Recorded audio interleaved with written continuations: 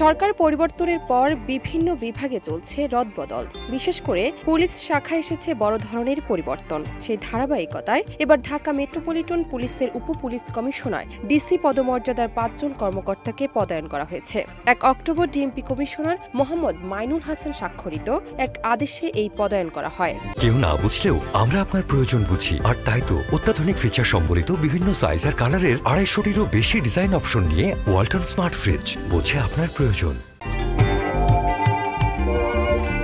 ডিএমপির উপকমিশনার মোহাম্মদ আবদুল্লাহ আল মামুনকে সদর দপ্তরে সংযুক্ত, উপকমিশনার সদর দপ্তরে সংযুক্ত, উপকমিশনার এম তানভীর আহমেদকে উপকমিশনার হিসেবে, উপকমিশনার মোহাম্মদ হারুনুর রশিদকে উপকমিশনার হিসেবে, উপকমিশনার মোহাম্মদ রফিকুল ইসলামকে ডিএমপির উপকমিশনার অতিরিক্ত দায়িত্ব দিয়ে বদলি করা হয়েছে। এই আদেশ অবিলম্বে কার্যকর হবে বলে জানানো হয়েছে। এর আগে গেল ৩০ সেপ্টেম্বর বাংলাদেশ পুলিশ সুপার পদমর্যাদার ৩৩ জন কর্মকর্তাকে বিভিন্ন ইউনিটে বদলি করা হয়েছে। রাষ্ট্রপতির আদেশে স্বরাষ্ট্র মন্ত্রণালয়ের জননিরাপত্তা বিভাগের পুলিশ ১ শাখার উপসচিব মোহাম্মদ আবু সাইদ স্বাক্ষরিত এক প্রজ্ঞাপনে এই বদলির কথা জানানো হয়। বদলি হওয়া কর্মকর্তাদের এসবি শিল্পাঞ্চল police, Sarda police academy, tourist police, armed police battalion, CIT, DMP ও এন্টি টেররিজম ইউনিটে বদলি করা হয়েছে।